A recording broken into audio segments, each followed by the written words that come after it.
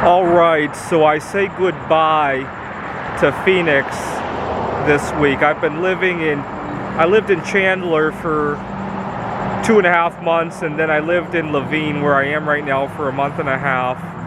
But it will be time to head home. I have a couple clients, tutoring clients in Seattle, Washington that I hope to work with. And I found some gig work over there too. And it's really nice because these people are open to working with me without me having to take needles full of poison. They won't be able to see my facial expressions, which is also very nice too, for various reasons. And it's very beautiful to have human contact with some of my clients, and I think I got to enjoy that when I still can, even though Phoenix has been very nice to me. So this is my desert life grand finale, which I'm really trying to enjoy, squeeze every last moment of. To give you an idea of why I decided to leave the Seattle area, aside from the cost of living, right?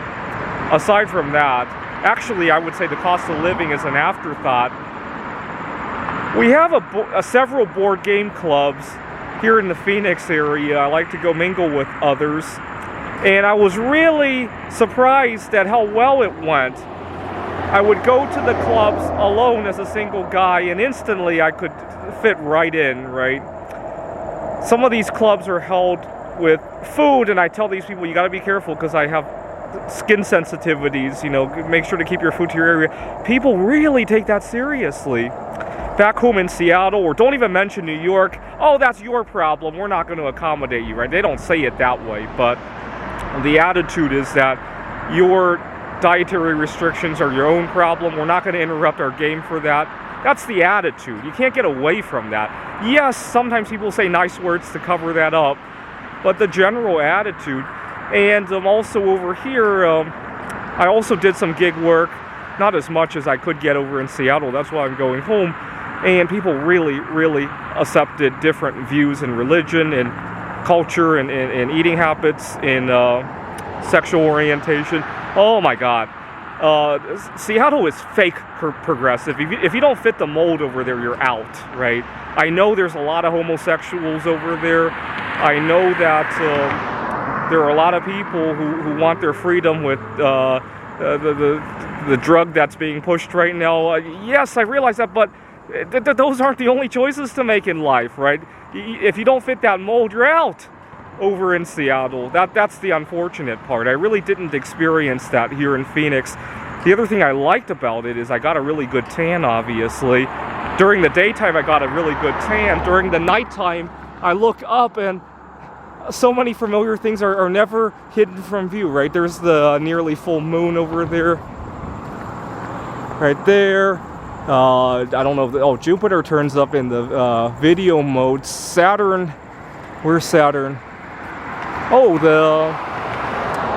the Cassini grand finale anniversary. I forgot to celebrate that. Anyway, I really got accepted for who I was, and I got to see the night sky. I got my tan. I got my exercise. So back home in Seattle, it would cost a fortune to live walking distance to work, right? So you end up spending an hour and a half driving every day, and that just eats up time you have for exercise, right? That's a shame. We need to invent a car that takes a lot of exercise to drive, right? I don't know. I'll maybe think about that. But I really love the progressivity, the non-selective progressivity of Phoenix. Actually, Phoenix is not the most progressive. The most progressive is the Rocky Mountain areas, right? The Wallace, Idaho, to a lesser extent, Missoula, Montana, and especially Lincoln, Montana. Unfortunately, I couldn't get a Wi-Fi signal while I was there. Anyway, I hope to, instead of being angry this time, what I hope to do when I get home to Seattle is to teach others what I've experienced over here in terms of accepting others for who they are, right? I think last year I made the mistake of getting angry about it. This year I have a more educational approach, right? I talked about in a previous video how I had one tutoring client whose dad didn't want to accept that he couldn't prepare food for me, and I turned it around, and I'm still working with them. It looks like I'll continue to work with them remotely after I get home to Seattle, and I really turned it around, and I'm really proud of that. I hope to do that more when I go home to Seattle. Of course, it's going to be hard if there's competition like at the workplace, right? A lot of times there's a lot of direct give and take, right? If I take time to do things as a single guy, somebody has to fill in when they want to take care of children. That's the unfortunate part, right? But when it's not give and take, I want to educate more. I'm not so angry about the single bias at work anymore, because I had a coworker who has a 8 to 10 month old baby. One day we were working over Zoom, and her baby showed up in the background crying. She was feeding him from a bottle, and after I saw that, I kind of mentally adopted her child, and so it's not the end of the world if I have to fill in for her so she can take care of the child, right? All right, so I enjoyed the last couple of days here in Phoenix. I made a lot of connections here.